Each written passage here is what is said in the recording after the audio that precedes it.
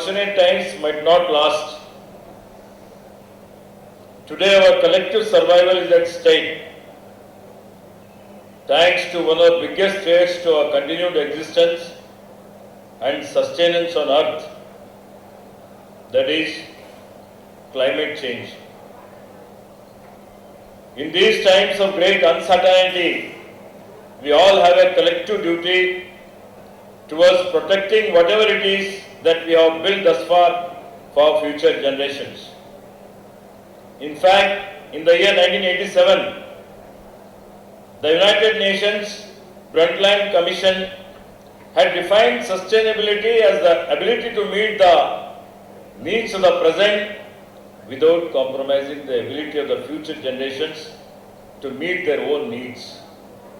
Ability of the future generations to their needs, but are we really giving them a fair chance at survival?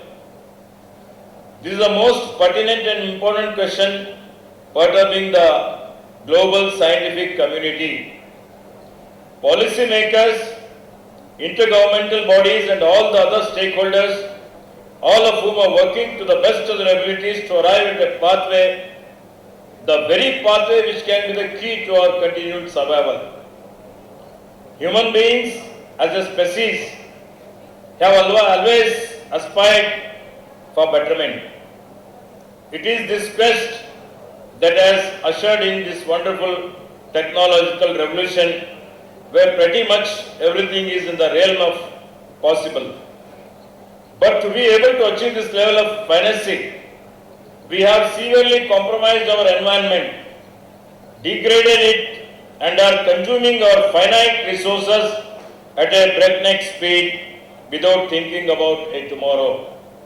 That brings us to a very pertinent question: development for whose sake and at what cost?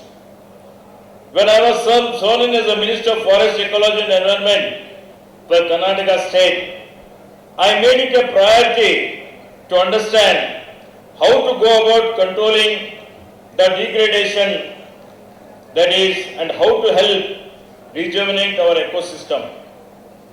Out of the many aspects that came to the fore during this quest are effective waste management, recycle of goods, refurbishing and all the materials, and the concept of circular economy, which really appealed to me and actually led me to get to the bottom of it all, to be able to get to just of it. As I did not only realize that a lot of waste that we discard can be recycled, helping in effective waste management, but also the fact that it can be a major step towards resource conservation. In fact, some types of waste, if properly recycled, could be a game changer for an emerging economy like our nation. As the theme of this expo has more to do with recycle and refurbishment of the electronic and electrical waste, let me elaborate on its importance. Electronic, electrical waste or e-waste is a key component of the different types of waste generated in our country every year. Although there aren't an exact estimate, the amount of the same generated in our country would range in the order of a few million metric tons, including the goods manufactured in our country and the ones which are sourced from the other nations. A good amount of the waste generated every year doesn't get recycled, although it can be. The electronic goods are all made of components and materials, a very big part of which can act as raw materials for other finished goods when they are properly stripped from the source using the various technological processes that we have with us. It is quite high, like in laptops and all, but in mobile, still not a lot needs to be done. And also, as a Minister for Environment is here and has a great concern for e-waste as well. So there is a lot of things and a lot of future for this refurbishing and handling e-waste and erasing data is what we were going through. So bringing them on a platform and connecting them, and also you see refurbished and this market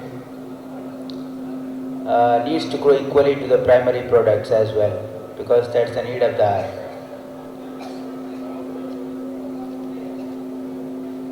So as a Minister for Skill Development, my government will definitely support in the growth of this e-commerce industry.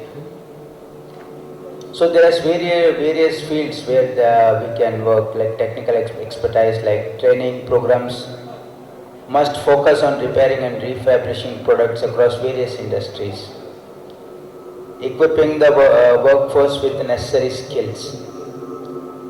And if there is any suggestions from e-commerce industry, we are open for that. And also, as aptly mentioned by the organizer, that there are some issues with the GST. If you give a proposal, definitely we can take it up with the GST Council, with the Government of India. The representative from our state is Mr. Krishna Bairegoda, who is the Revenue Minister. Through him we can put up some proposals and our suggestions to the GST Council. This industry relies heavily on technology and data. Workers need to be adapted in a digital tool as well, in analytics and automation as well. And also circulatory awareness, educating the workforce about the principles of circular economy will encourage sustainable practices. And also we need to work on innovation and design thinking, encouraging creativity and problem solving will lead to inventive solution for industry challenges as well. And also entrepreneurial skill development should nurture an entrepreneurship to foster competition and innovation, because my department also handles entrepreneurship and livelihood as well. And environmental awareness also, workers must be aware of the environmental impact and adopt responsible practices, because the Minister for Environment is here, is concerned for the e-waste, and definitely the Department of Environment will also help and support you in all this and your future endeavors.